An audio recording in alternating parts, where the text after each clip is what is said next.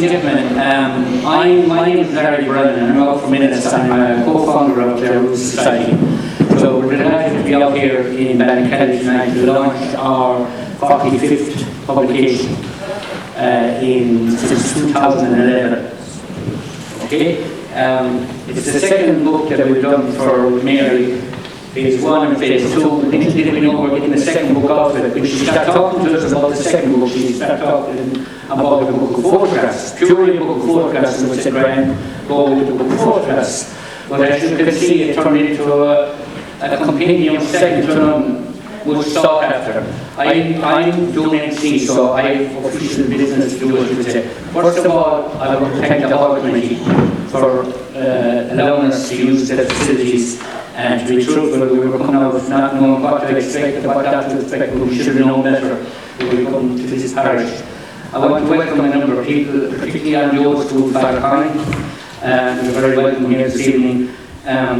The coffees and teas are being provided by Estuary Way. Our sales team is under Adrian Donlan and recording my movies. Modern era now, I'm supposed to do, is anyone who doesn't want their picture in anywhere, we would say it and we won't put it in. But unfortunately, with data protection and everything now, we're restricted. All our books are meant for families to commence and expand their genealogy and family history. And at the back of all the books, we put in a family tree. So basically, you're one of the looking parishes in the sense that Mary and her groupings out here did all the graveyards at one stage. And there's other stuff that Mary has. And as you know, when someone comes to the parish looking for their roots, they're automatically sent Mary's Way, which we're very proud of. I have to thank our sponsors, our main sponsors, if you want like this, but it's in this municipal district. We chuck in under that, so we do, and they don't be too proud of where the money comes from. But that's where the money comes from. One thing I must emphasize is often G.M. must be making a fortune out of these books. Or I've written a few of them, I must be making a fortune out of these books. Mary and I, or any of the lads that do these books, don't get one penny. It actually costs us money with photocopying, with printing, you all know to do a book like that, how many times it was done, how many times it was printed. So these are printed, and Mary has done a lot of this at her own expense. Unfortunately, I misbelieve I didn't remember Joe, Mary's husband, on the night that's in it, because Joe was here 10 years ago when we launched the equivalent book with Mary. So Mary, our prayers are with you and Joe and the family tonight. Okay?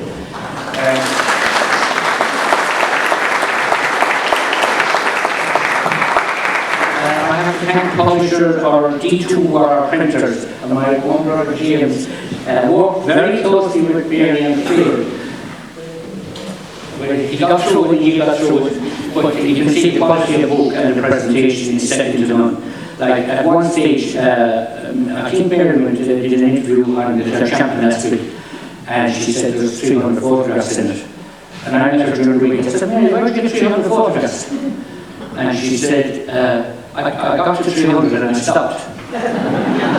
I was able to tell her there's 583 in it. So she's supposed to be a teacher. So, you know, I think she sticks to the history and stay away from the mess. Okay? The way we do this, so the first person I'm inviting to say a few words is our chairperson, Jane Hannon-Ryan. You'll notice by Jane's distinguished voice, she's an American, living in Ireland for the last 20 years. She's based in Tulla, her roots are in Tulla, and she started her genealogy about 30 years ago after she came to Ireland. But she's still in touch with her connections back home in Connecticut. So anyone that wants to find someone in Connecticut, try Jane. Okay? She's also under, for all we have, we're very proud that she's our chairperson. She's one of the chairpersons that has been active totally within the organisation. And she has carried us right through the last number of years with her talks, dinners, etc., etc.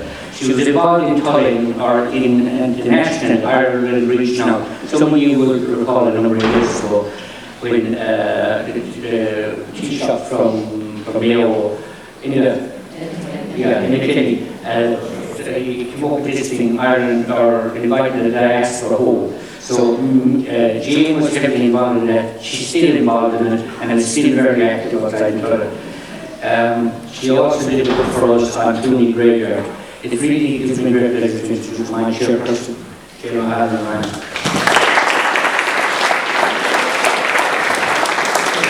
Everyone, it's a pleasure to be down here and to see what a terrific crowd there is here in Ballynacally, Lissycasey. I don't want to forget either place.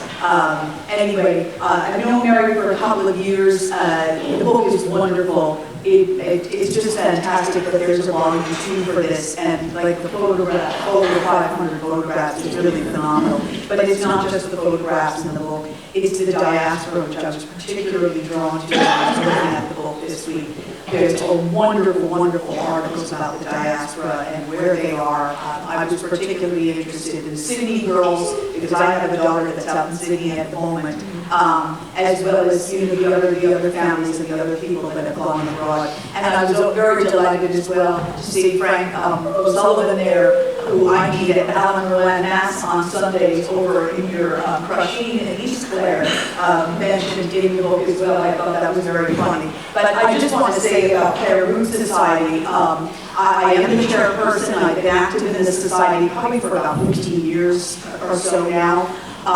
It's a wonderful organization. As you can see, this is the 45th publication, which is pretty phenomenal for a local society, genealogy society to produce. But they have been, books have been produced in relation to not just tennis, but Clooney, the graveyards, Crusheen, Clare Castle, I mean, the Drumcliff graveyard. I mean, there's so many of them. You'll see that. I think there's a list of them at some point in the book there. And it really is great that this history has been remembered and has been written down for future generations. We all know it's very easy for things to get forgotten, whether it's the old photograph and you can't remember what event it was that all those people were at, and then you can't remember who some of the people were. Very, very easy to happen. So it's great to see this interest there, and that there is this preservation that has been done. I was particularly as well, the photographs are phenomenal really in the book, all the events that have been shared, from communions to christenings to weddings, really, really terrific. So we have meetings there, roughly 7 times a year. We meet September to November, and then January to May. We are going to be promoting the 1926 census, which will be coming out in April, and that will be a very big deal because that will tell us what our ancestors were doing 100 years ago as free staters, as an independent nation, and as well after World War I, and 15 years after the last census, which was taken in 1911. So we encourage everybody, if you're interested, to attend our meetings, to contact us. If you have any questions about getting involved in tracing your ancestors, or if you have any questions in relation to genealogy. And I think I will finish now and turn over to Mary, the star of the show here for the book.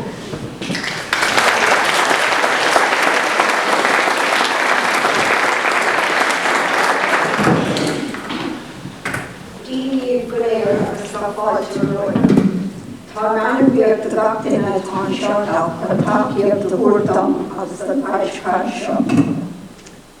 Reverend Father, ladies and gentlemen, thank you all for coming. Your support is phenomenal. This book really evolved over a number of years. It was supposed to be it is a follow-up book to Book 1. Some of the material and some of the photographs have been given to me that weren't included in the first book. So I said, well, I can't just do photographs, I have to think of something else. Naturally, I wanted to interview a lot of people who lived in the area, especially our elders, these people that I call the elders. They're people with the experience, they've lived their lives, and I think we should show them a lot of respect. Some of the first interview I conducted in the last 2 years was actually on St. Patrick's Day 2023. Joe accompanied me on that interview. Both he and the person I interviewed are no longer with us. I'm very conscious that some others I interviewed aren't with us either, and I wish to pay tribute to them especially. They're included in the book, they have shared their memories, and they owe that, they deserve the respect. I remember especially this evening, those people, but I believe they're here in spirit. Jean mentioned the diaspora, and because we're a Clare Roots society, we're tracing, I came up with the idea of contacting people from the parish who no longer live here. Some of them have gone a long time, some of them more recently. They're all Irish, they're all Clare people, they're all parishioners, but they're also maybe Australians, Canadians, whatever. But their Irishness is still there. They never forget where they came from. In fact, I had an email today from one of those people. She's anonymous, she lives in Perth, her interview is in the book, and she's thinking of us all here today. She's gone 60 years, but she's still here. I really thank all those people. The other part of the diaspora that I included are people who came back to trace their roots. I just mentioned one particular couple.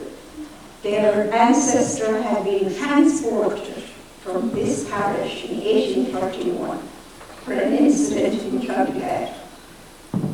They came back 7 generations later, and they had more information than we had. It was such a pleasure to meet them. We met their family here. Also, they'll be back again, and are going again in September. That's what Clare Roots is about, and that's the diaspora. The fact that they will come again and again to find where their people came from. So I've included a few of those. They wrote their stories, and you'll be able to read them. Also, there's very little bit on the War of Independence, but I did include the members of the different battalions because some of your ancestors may have been in the War of Independence in one of the either Ballynacally, Lisscasey, or Ballynacally, and you may not have known it, so you'll see their names there.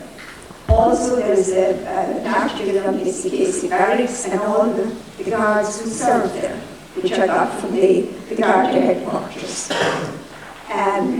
Again, I included obituaries because for somebody tracing their roots, obituaries can tell you a lot. The last book, a person came to me afterwards and told me that they never knew where their grandfather was buried until they read the obituary in the book. Now, all these obituaries are taken from either the Clare Journal, the Clare Champion, or the Saturday Record. I'd like to say thank you to Clare Roots Society for inviting me to do this book. All the many people, and this is my biggest thank you to all of you who gave me your time, your stories, your photographs, who trusted me, and the book wouldn't be there without you. I will always be grateful to you. The other person I'm extremely grateful to is my colleague and friend, Kim Maloney.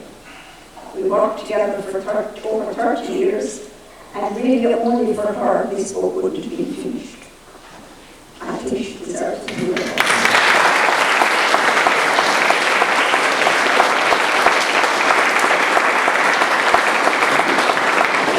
Her skill and expertise in technology were just what I needed. Finally, my family, Maura and Claire, their husbands, Phil and Joe, and my 4 little angels, thank you so much. And of course, Joe, he's here with us tonight, looking after us in another farm, Rockdale, Ireland.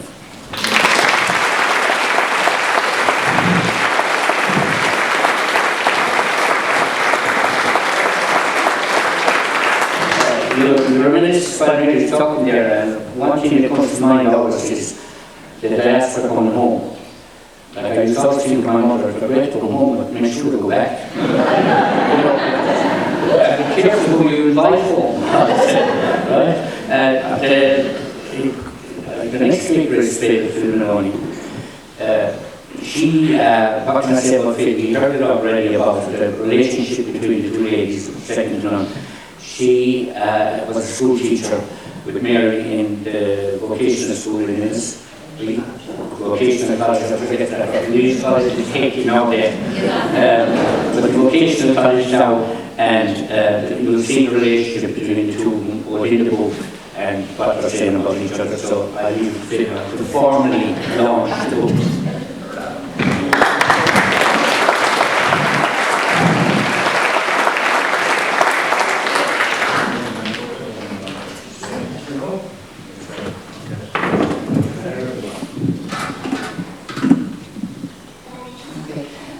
Good evening, everybody. Great to see such a good turnout.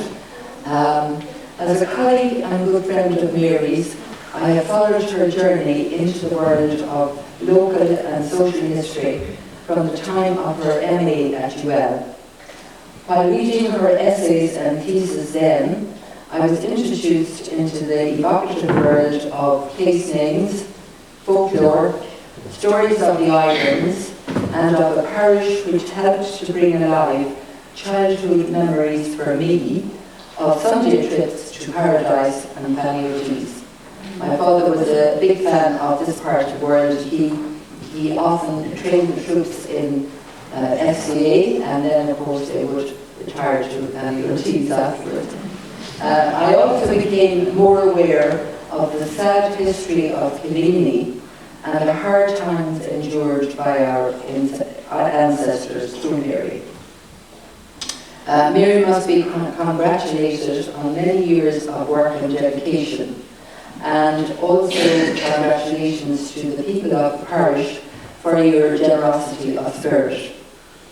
Mary's late husband Joe wished that she finished this book, and he, of course, would be so proud of her tonight, or of you.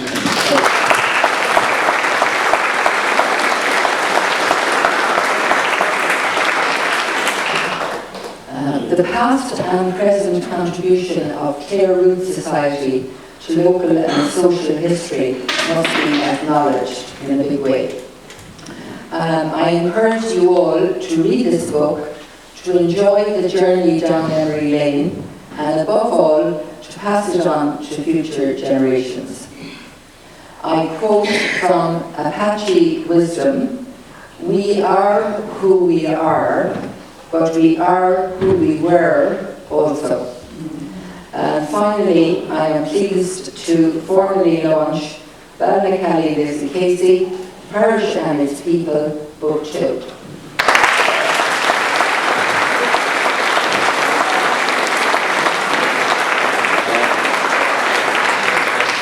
I have to do the ads now, or do a priest minutes by Tom Hogan, and he would say the Fogra.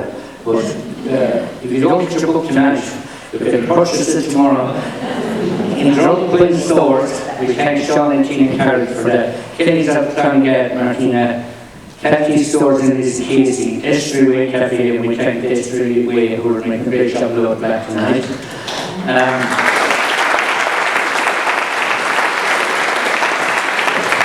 And in this bookshop, there's a warning with this now, and I warned Mary on this. We printed it once. We are not going to a second print. Okay? So if you missed this one, you missed it, and it's gone. So I strongly advise you to go and buy your copy. Thanks very much for coming out.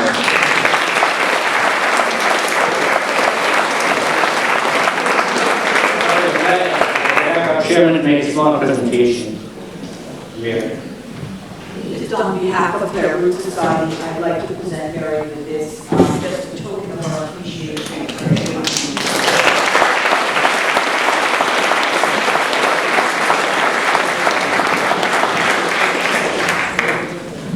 There's a clean copy at the back now.